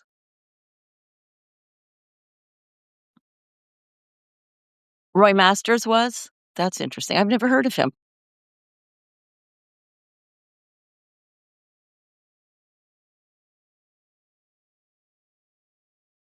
And I let go of a coach recently who wanted me to start focusing on goals. She wanted me to focus on, okay, how much money do you want in the next year? How many speaking engagements do you want in the next year? And all this kind of stuff. This is traditional business coaching 101 kind of stuff. And it stresses me the hell out. It makes me nuts. I cannot do it. You know why? Because I'm a natural striver. I'm a freaking Capricorn. We work our asses off for fun. Okay, we're nuts. We're mountain goats. We like climbing. Like, let's go. That's very Capricorn. Fortunately, I have a rising sign of Cancer, and Cancer is like, it's okay. I'll sit in the chair. It'll be fine. I'll take a nap. Everything will be wonderful. Let me talk to you. This will be great. We'll have a little tea. We'll have some crumpets. So I've got these two, you know, opposite things going on.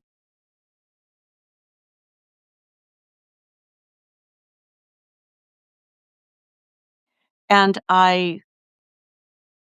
because I am naturally a striver, if you tell me to focus on something that is that specific, I get too rigid. I start going too fast. I strive too hard. I lose my balance. And for me, balance is like enormous. Capricorn and Cancer, by the way, are the exact opposite sides of the zodiac. Ugh. So, if I could have seen this earlier, I would have understood it's about balance. But that's okay. I see it now. And I understand that balance is important for us because the feminine is now undeniably waking up for all of us, for women and for men. And that means we have got to start honoring how we feel. We've got to start honoring intuition, inspiration, the arts, the growing of things, the birthing of things from ourselves, the birthing of ourselves. Do you realize that in every single moment you are birthing yourself? It's really funny because I know there are lots of times where I'm like, I'm bored, or I'm like, nothing is happening in my life. But the fact is, you really are energy always in motion. So you are always birthing yourself. And today it was interesting. I sat down and I was going to I'm trying to write a book and I'm finding it very difficult to get started, which is not like me. I'm usually a pretty easy writer. Easy writer. No, but easy writer. And my first impulse was like, well, just sit back and take a nap. I went, what? Something in me went, wait, that you're just avoiding. There's something you're avoiding. So instead I went into meditation. And what I mean is simply that I got quiet. Going into meditation sounds like I have the angels visiting. Yeah, Shelley, I wanted a new download. And what I'm finding is that in the last couple of days, as I as I open, as I sit and I'm still and I'm like, okay, whatever, I'm here, like reaching for the divine, but not striving for the divine. Making room for is probably a better way of putting it. Just being quiet, being openly receptive, and being okay with the fact that I hear nothing and I see nothing when I'm hearing and seeing nothing, right? I'm suddenly like, oh my God, I might just be a genius because it's a beautiful thing to get to a place where I go, I'm no longer pretending that I know what I'm talking about. Like, I'm no longer pretending that I know what it means when I say I want to get rid of my ego. Girl, you don't even know what the ego is. Like, to be that innocent within yourself where you say, I don't know what the hell's going on, but I know I'm breathing. I can feel that. I know I'm open to receiving my own divinity. I'm ready. I am completely open to seeing if all this stuff is real for me. This is what is asked of us as spiritual beings having a human experience. Are you willing to know that you don't know shit and that that's actually the place you want to sit in within yourself where you go, all these things I think I know, I might be wrong. I might be right. But all I know in the moment when I'm quiet is that I'm a little kid and I'm just open. I'm just here. Just here. And that's all you have to be is here. It's beautiful. And you know what's really interesting too is that when I have these feelings, when I have these like, new experiences of that are heightened, it's not that kind of heightened where I feel like, woohoo, it's not that. It's actually a beautiful, it's like bubbles, like, excuse me, champagne bubbles within peace. It's the best I got.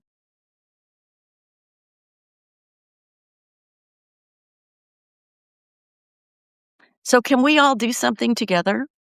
Thank you, Jennifer. Can we all do something together? Can we all breathe in together? And when we breathe out, Make a sound if you can, wherever you are. And so it looks like this. Through your nose, you breathe in. You're going to breathe out through your mouth, and it looks like this. Ah. Can we do it together? Breathing in.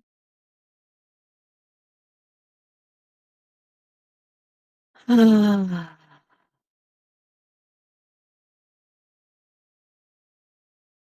What does it feel like to have oxygen in your body?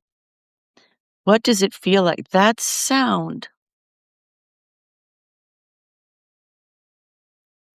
is a conveyor of energy that makes things feel softer, makes you feel softer, quieter, more receptive of your own feelings, your own self. There's something about that sound.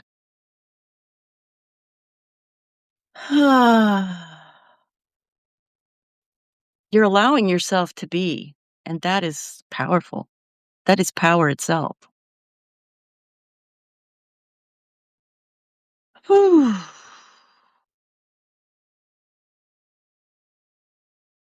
We're so used to justifying our existence, to measuring our worth by, do I have the right amount of money? Do I have the right job? Am I thin enough, young enough, white enough, whatever, straight enough, whatever the bullshit is that is in our heads.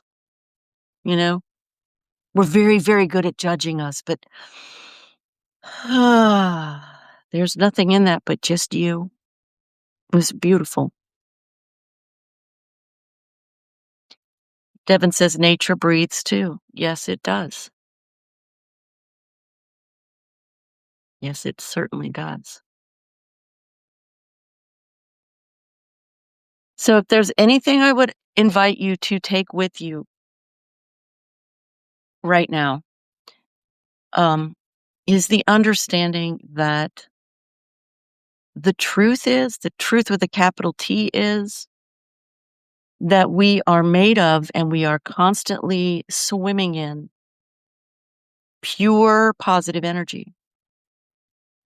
And that we are literally made of that.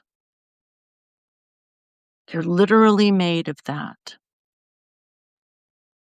And you're not just made of that and stuck here like you were stuck on a shelf. You are in a constant state of energy. You are energy. You are in a constant state of being and becoming more. It's just the nature of things. There's nothing you have to do. If you want to experience more of it and be more intentional with it, I recommend it.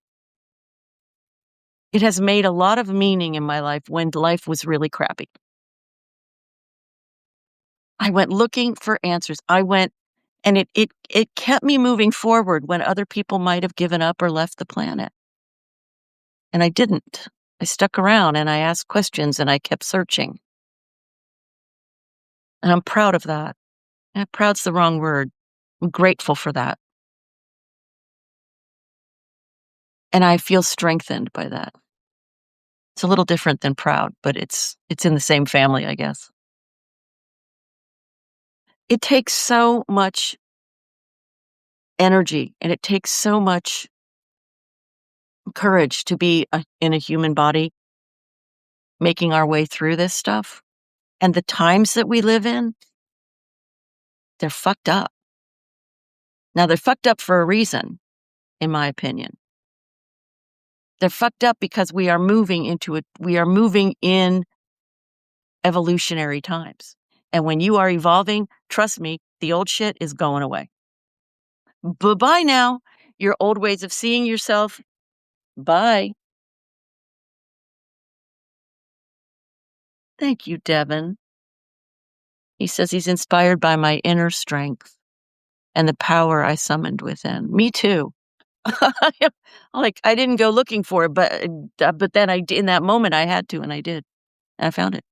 I did change my brain, and I have changed my life. Yeah. And by next week, I'll be making more money than I've ever made in my life. Not because I went, where's the job? What am I going to do? But because I started not doing.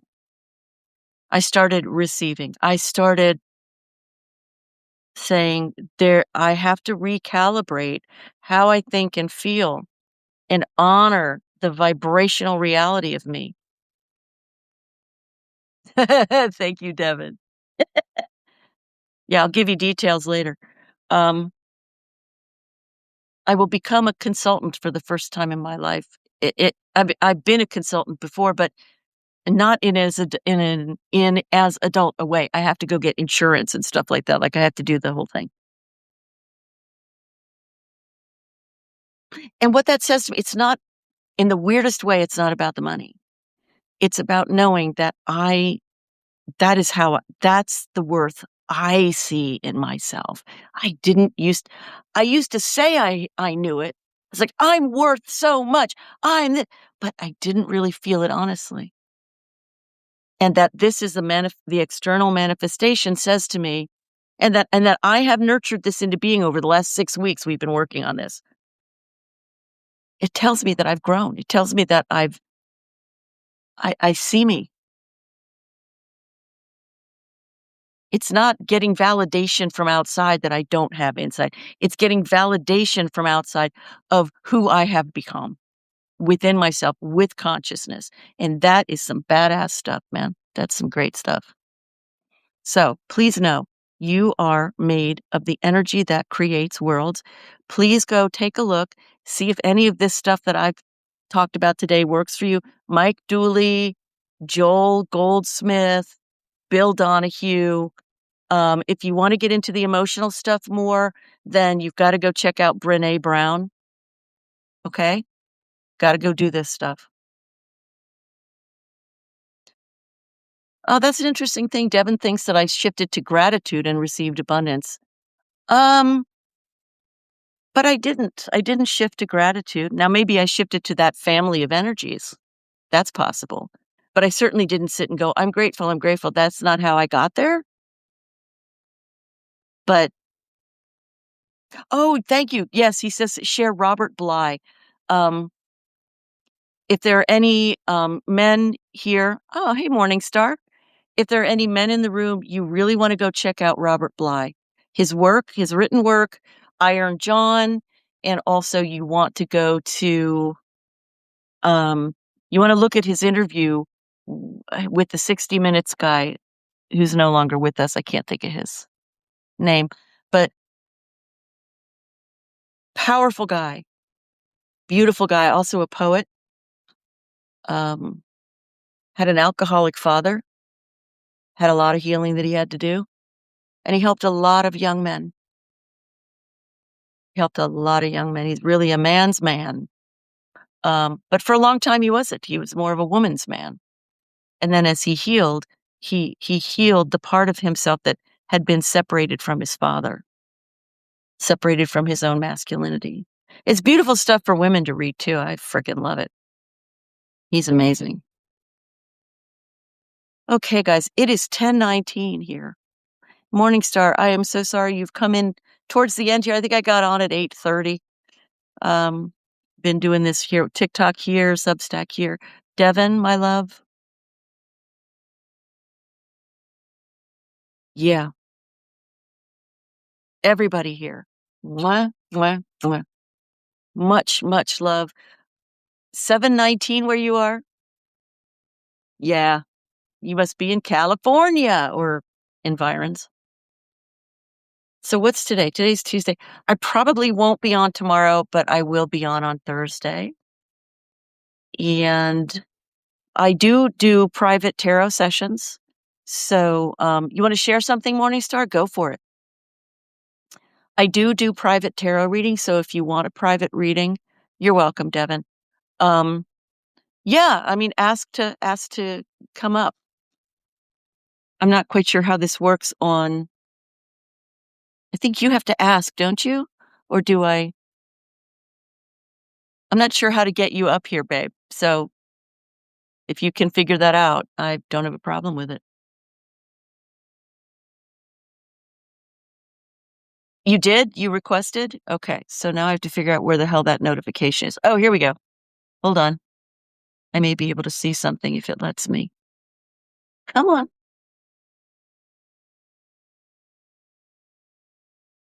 It's just not even showing me anything. Dang it. Okay, so I'm bringing up something that says co-host. I know. I'm not happy about this, but TikTok is freaky. Live events, promote. Dang it. How do I do I click on multi-guest? Is that what I mean, I'm clicking on it, but oh, no guest requests yet.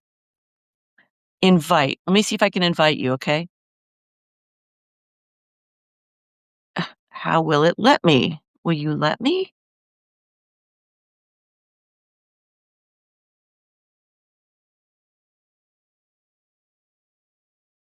Oh my god, it's only allowing me to invite 2 people and neither of them are you.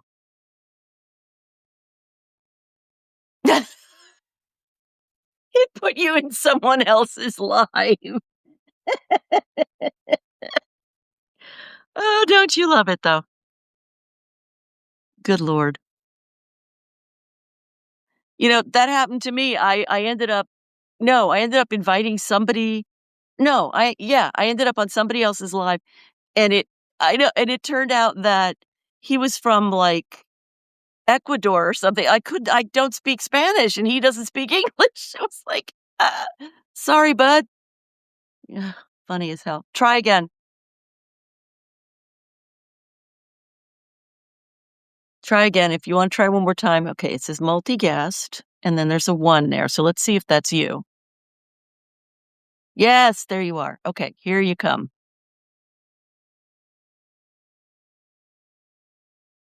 Yay! Ye We did it! Yay! Go for it. Tell the story. Oh, okay. So, you know how you know our last conversation about how we could like just be heal the world and just be a better person and go and do what we can do, even though it's just something really little. Yep. Well, I was on this live this morning, and this gal said that this other gal from New York. Let me lower my TV. The grandkids. Huzzah. Hold on. Anna, I'm on live. Be quiet. Okay, so anyhow, he said there's this lady from New York, and she got one of those payphones, and she put it up, and everybody, so you can go in there and dial this number, and it has all these wonderful messages in that people have left. So like if you need inspiration, if you're feeling down or whatever, you call that number, and someone will say, you know, you are enough. But just like people from all over the world leaving Yummy. messages, and you can too. So I'll leave the phone number in the text for you, Oh, and thank you. you can give them a call. And I thought that was a cool idea. Like it's a pay phone, and you just go there, and you just call this number. Well, you know, if you're in New York, you go to the PayPal booth. But from home, you call this number and listen to all the messages that are left. Some of them are tearjerkers, you know, and then there's inspirational, and then you can leave your own inspirational Oh my god. message too. Do Yeah, I know. It's like, oh, I gotta share this with you. It's Thank like part of you. like, you know, making the world a better place with It's inspiration. You know, you just give just yeah. So they said the people I listened to, I did call, and there was like really sweet messages in them. Some of them were tear jerkers. You know, oh my like god. I know that I could like kick this addiction and you know stuff like that. And then other ones were just like, you know, just for the whole scamming all over. Oh, So all different kinds of things, that's messages, awesome. I'm gonna inspiration. put this number here in my, Substack since we're on both Yeah, right give now. 'em a, yeah, give 'em 850. a call tonight or tomorrow or something. Yeah, and see and just check it out. And you can leave a message too if you want to leave a message, an inspirational message for the world. Absolutely. God, Morningstar, this is cool. Yeah, I thought so too. That is wicked cool. You did Hi, Lala. We got another one. I didn't mean to request. It's okay. We're having connective difficulties tonight. on some other lady's line, and she's like, "Oh my god, what's going on?" You're like, "I don't know." I don't even know. Where are you, Morningstar? Which part of the I'm in world? Okay. Los Angeles, California. Yeah. So Yeah, I used to down live here, in California, but it's yeah. not my place at all. It just didn't we did not Oh, we did you either? Thank you. yeah. I grew up here. I grew up down. Luckily, I grew up by the beach. Mhm. So I'm thankful for that. My mom blessed us like she worked hard for it though. Oh, But so I grew up by the beach, so I had a pretty good life. nice. We were house rich but cash poor. Mhm. My mom's single mom, but we had a great life. And then I experienced the redwood forest when I was 16, and that was it. I was like, well, I didn't even know a place like that existed. I thought it was trick photography when I was 16. Oh my And I was like, god. this is in America. It's like because I was only 16 though. So I was like, are we still in the United States?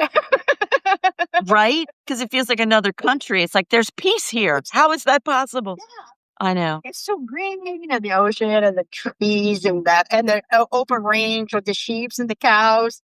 It's like it was mind blowing. But yeah, Beautiful. so I'm down here in Southern California with the grandkids, and I was living in Reno in the Sierra Mountains there by Lake Tahoe, right at Uh-huh. the bottom of Lake Tahoe, there with my son and stuff, and I loved it there. But it was just getting so hard. I needed more help with the grandkids, so I came back home to my sisters and my mom. I just found when I was out there that the cultural difference between what it is to be a Midwesterner and what it is to be um in the California culture was just way too different. Yeah, it's like we're aliens over here, really. There's And no when I connection. go to yeah, there isn't. No. Everyone's so angry, uptight. Everyone's in a. You know what? It reminds me of the Beatles song, "A Big Hurry to Get Nowhere." Well, I don't know about I went to LA twice. I was like really underwhelmed. Um, but even in the Bay Area, I was like, what is happening here is that everybody is in such survival mode that nobody seems to be able to frickin' connect to anything. They're just too bit. It's like this general miasma of fear. Yeah, it is. It's a fight or flight mode all day long here. Every single And day. that. Yeah, and I was reading about our amygdala part of the brain. I probably pronounced it wrong. The The animal amygdala. instinct. Yeah. Yeah. Yeah. Yeah. I knew what you meant. So yeah, so that is always firing off when you live here, like, That's right. which is our animal instinct, which puts us in a fight or flight mode because they say our brain doesn't know the difference between, a verbal attack opposed to a saber-toothed tiger attack, Right. So our Right. brain is constant. So it's like so stressful here and stuff. And I just try to be, like we talked, like last time I talked to you, I was like, okay, today I'm going to be super nice, and kind. Even though, I still am nice and kind and stuff, but it is really intense out here. Like the roads are crazy and all the homeless people, and then ice is all over the place. Or I get notifications. They're like right down the street from my house Ah, and stuff. jeez. And I don't really have nothing to worry about because of my skin color. But my nieces and nephews are brown because I'm of Mexican descent. But I just kind of took over the Northern European kind of part of my family. And I just worry about it. I'm like, come on, make sure you got your birth certificate with you. So I don't even know. Like, I they say don't to start know. doing that. One thing I would not Start do doing is I would not carry your passport because they can take it away from you. I just wouldn't do it. Oh, okay. Well, that's good to know. Yeah. I mean, I'm not Yeah, sure my I would niece even. has. Yeah. Yeah. So, but the good part about it here is I have the ocean, and so that's always pretty. And then we have Venice Beach. I don't know, like it's a hippie beach, and I Yeah. love going there. They have drum circles and the Ah, last of the hippie. see, when I moved out to And it's California, I thought it was gonna be like it was in the '60s. What a doofus. It's not like that. So I go to Berkeley and it's like not like it was in the '60s. It's just not. yeah. No, it's No. not. And But Morningstar, so, the most important thing that you can do, because you already are clearly a kind person, put some of that kindness towards yourself, help your nervous system calm down a little whenever you yeah, can, 'cause that's such a powerful practice. yeah. And I have been working on that today. Yeah. Well, I just got back from UCLA, so I'm a little hyper right now. Had a bunch of dental work done, Ugh, but it's true. I need to like I'm trying to be kind to myself. I treat myself like I would my own best friend. You know, yay! and sometimes well, yeah, I treat other people better than myself. I'm like, what the heck? It that has You know, that has to change for all of us. yep, You're so not yeah, alone. Yeah, yeah. yeah, yeah. Thank you for coming So on. And look, we've got Lala over there who's talking to what you're talking about. She had a day of play today. awesome sauce. And she lived in San Fran 20 years ago, and at that time it was different. I am so sure. I am so sure. Yeah, I Yeah, bet. yeah. And Yeah, it stuff. was Yeah. So yeah. one day I'm going to head back to the Sierra Mountains. It will call me again. Oh my god, is that wonderful? Yeah, get the hell out of the city, Yeah, honestly. it's like martial law here, like we were talking about before. Yeah.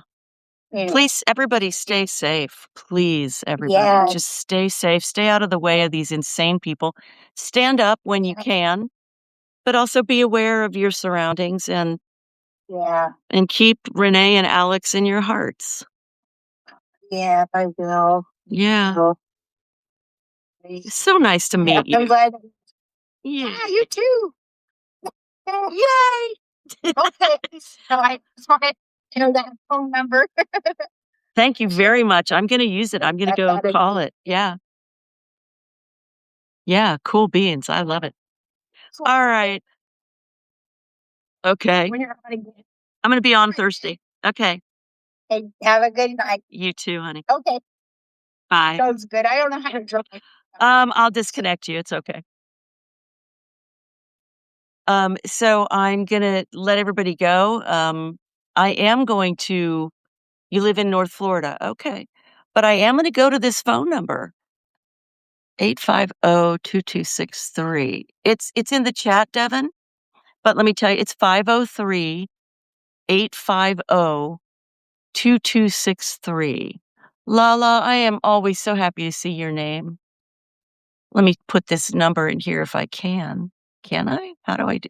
Suddenly I'm like, how do I type? That's hilarious. Where's the phone number? Oh, there it is. Okay. 503-850-2263. There we go.